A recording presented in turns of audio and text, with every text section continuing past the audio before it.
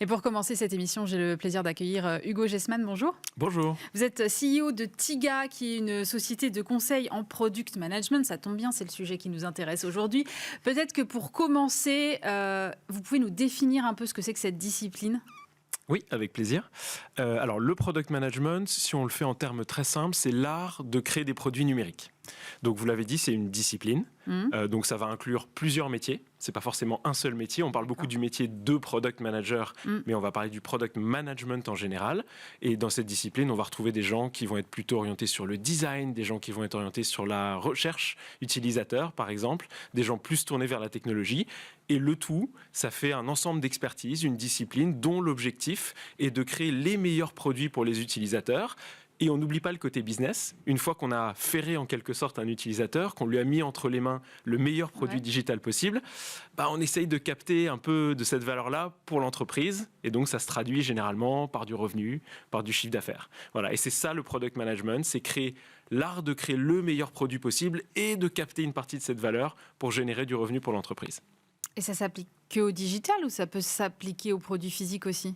Alors, là, il y a un peu, on va dire qu'il faut revenir à l'historique du product management parce que l'historique, c'est le physique, c'est pas le digital.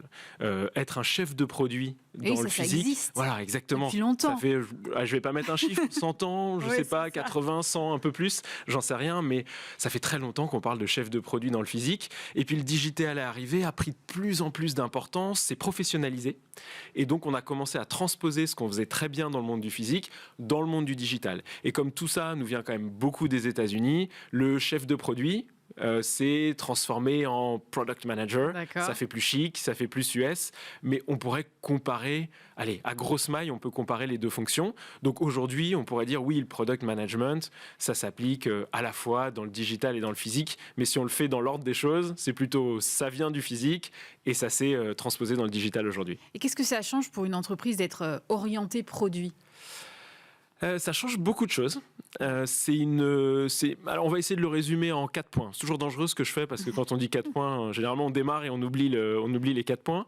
Le premier point, c'est une obsession de l'utilisateur.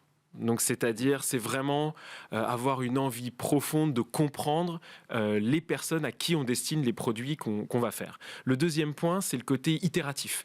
Je pense que dans cette émission, vous avez souvent dû parler d'agilité. Voilà, ça, c'est un terme qui revient en permanence. Cette agilité, ce côté itératif, c'est la capacité à, en permanence, en fonction du retour des utilisateurs quand ils ont le produit entre les mains, de le faire évoluer, de changer des choses, d'ajuster notre vision parce qu'on a un retour très terrain. Et ça, puisqu'on parlait de qu'est-ce que ça change pour les entreprises, historiquement, c'est pas quelque chose que les entreprises faisaient très très bien dans le digital. Elles avaient plutôt tendance à tout concevoir en chambre, mettre sur le marché, envoyer un paquet comme ça et se dire bon, ça y est, on a fini, on espère que ça va marcher. Donc ça, c'était le deuxième point, c'est le côté itératif. Le troisième point, c'est l'importance de la data.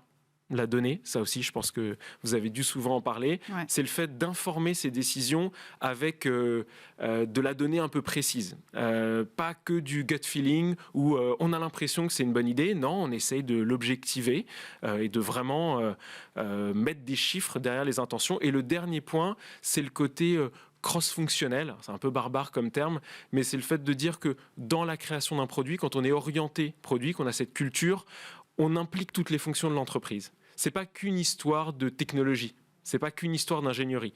On va impliquer des gens qui font du design, on va impliquer des gens qui font de la finance, on va impliquer le service client. Je pense qu'on est tous devenus fous en appelant le service client d'une boîte de télécom et où ils nous demandent 20 fois notre numéro alors qu'on vient de le taper, alors que la veille on a été appelé pour un renouvellement de forfait, ils nous disent est-ce que vous êtes client chez nous ? Je dis mais vous êtes fous. C'est ça être orienté produit. C'est vraiment se dire que tout, oui, c'est l'obsession du client cross-fonctionnel. C'est-à-dire que tout le monde est aligné, ce qui fait qu'une boîte Tesla est l'exemple toujours de la boîte orientée client, mais ils sont tous alignés sur l'obsession de satisfaire l'utilisateur. Voilà, donc là, on a 4 marqueurs de la culture produit. J'ai vu un site sur votre chiffre, vous dites qu'il y a 10 ans environ, il y avait 500 product managers en France. Aujourd'hui, j'imagine que le chiffre a... Des milliers, des milliers, des dizaines de milliers. Qu'est-ce qui explique cette progression ? C'est pas que l'explosion du digital ? Alors c'est quand même très lié à l'explosion Ouais. du digital, évidemment, et on va dire au sein de l'explosion du digital, il y a la manière de travailler, la manière de faire qui a radicalement changé, d'où l'apparition de ces rôles de product manager un peu partout dans les entreprises. Mais c'est vrai que ça a explosé en 10 ans. Donc nous, on a créé la boîte Tiga il y a 10 ans. Au début, c'était vraiment tout petit, et maintenant, on voit que l'écosystème est devenu énorme. Donc c'est une bonne chose. Ouais. Les entreprises qui viennent vous voir, elles viennent avec quelle typologie de problématiques? C'est assez large.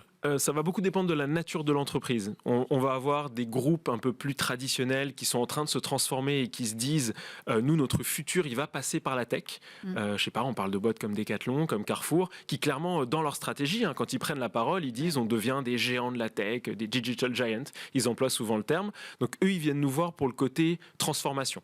C'est-à-dire comment on se met en ordre de marche pour être vraiment des digital giants. Comment on fait pour faire comme les boîtes de la tech qui nous font un petit peu rêver. Donc là, on parle beaucoup d'organisation, de culture d'entreprise, de parcours de carrière, ce genre de choses. Et puis, on va avoir des boîtes de la tech pure et dure, c'est-à-dire celles dont le business model est 100% basé sur la technologie, qui, elles, vont plutôt venir nous voir pour le côté passage à l'échelle. C'est-à-dire, on a eu une très grosse levée de fonds, on est en train d'exploser complètement, on n'est pas capable d'absorber cette croissance, et donc aidez-nous à mieux nous organiser pour passer de 100 à 1000. Voilà. Et donc, on a un peu ces deux cas de figure-là. Après, on fait tout un tas de choses pour eux, mais voilà, pas rentrer dans trop de niveaux de détail. Merci beaucoup, vous restez avec nous, on va poursuivre cette discussion dans un instant avec nos deux autres invités.